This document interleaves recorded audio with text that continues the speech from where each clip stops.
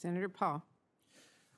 Dr. Fauci, we don't know whether the pandemic started in a lab in Wuhan or evolved naturally, but we should want to know. 3 million people have died from this pandemic, and that should cause us to explore all possibilities. Instead, government authorities, self-interested in continuing gain-of-function research, say there's nothing to see here.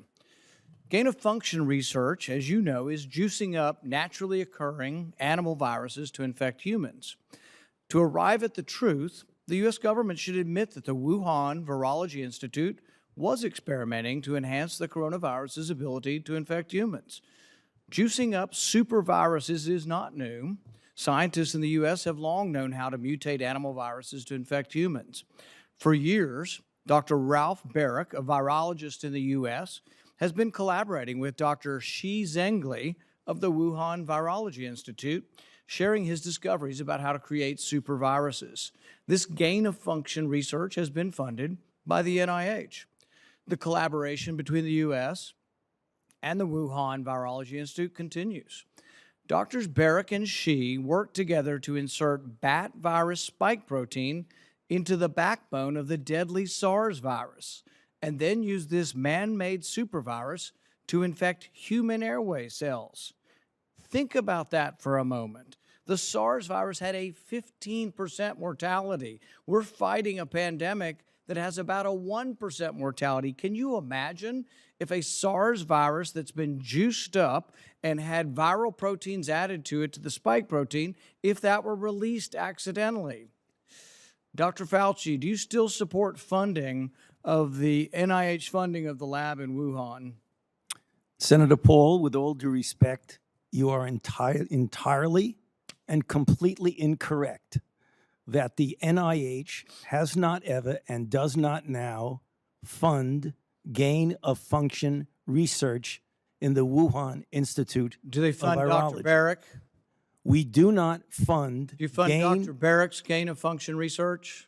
Dr. Barrett does not doing gain-of-function research, and if it is, it's according to the guidelines, and it is being conducted in North Carolina, not in China. You don't think inserting a bat virus spike protein that he got from the Wuhan Institute into the SARS virus is gain-of-function? That is not. You would be in the minority because at least 200 scientists have signed a statement from the Cambridge Working Group saying that it is gain-of-function. Well, it is not. And if you look at the grant and you look at the progress reports, it is not gain-of-function, despite the fact that people tweet that.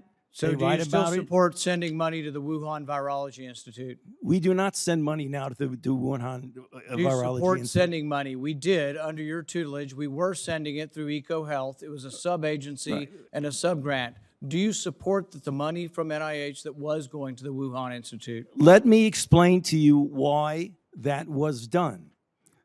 The SARS-CoV-1 originated in bats in China.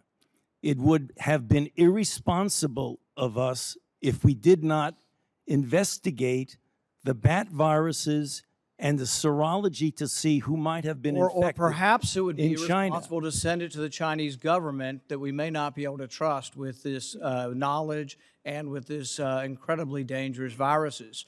Government scientists like yourself who favor gain-of-function research. I don't favor gain-of-function research in China. You are saying things that are not correct. Government defenders of gain-of-function, such as yourself, say that COVID-19 mutations were random and not designed by man. But interestingly, the technique that Dr. Baric developed forces mutations by serial passage through cell culture that the mutations appear to be natural. In fact, Dr. Baric named the technique the no-see-'em technique because the mutations appear naturally. Nicholas Baker in the New York Magazine said nobody would know if the virus had been fabricated in a laboratory or grown in nature. Government authorities in the U.S., including yourself, unequivocally deny that COVID-19 could have escaped a lab. But even Dr. Shi in Wuhan wasn't so sure. According to Nicholas Baker, Dr. Shi wondered, could this new virus have come from her own laboratory? She checked her records frantically and found no matches. That really took a load off my mind, she said. I had not slept for days. The director of the gain-of-function research in Wuhan couldn't sleep because she was terrified that it might be in her lab.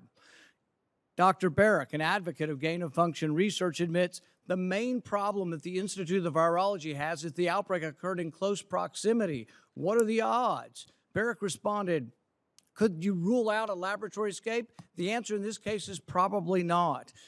Will you, in front of this group, categorically say that the COVID-19 could not have occurred through serial passage in a laboratory? I do not have any accounting of what the Chinese may have done, and I'm fully in favor of any further investigation of what went on in China. However, I will repeat again, the NIH and NIAID categorically has not funded gain-of-function research to be conducted in the Wuhan Institute of Virology. You do support it in the U.S. We have 11 labs doing it, and you have allowed it here. We have a committee to do it, but the committee has granted every exemption. You're fooling with Mother Nature here. You're allowing superviruses to be created with a 15% mortality. It's very dangerous. I think it was a huge mistake to share this with China, and it's a huge mistake to allow this to continue in the United States. And we should be very careful to investigate where this virus came from. I fully agree that you should investigate where the virus came from. But again, we have not funded gain-of-function research on this virus in the Wuhan Institute of Virology, no matter how many times you say it. There was research. There was research done with Dr. Shi and Dr. Barrick. They have collaborated on gain-of-function research where they enhanced the SARS virus to infect human airway cells, and they did it by merging a new spike protein on it. That is gain-of-function. That was joint research between the Wuhan Institute and Dr. Barrick. You can't deny it. Senator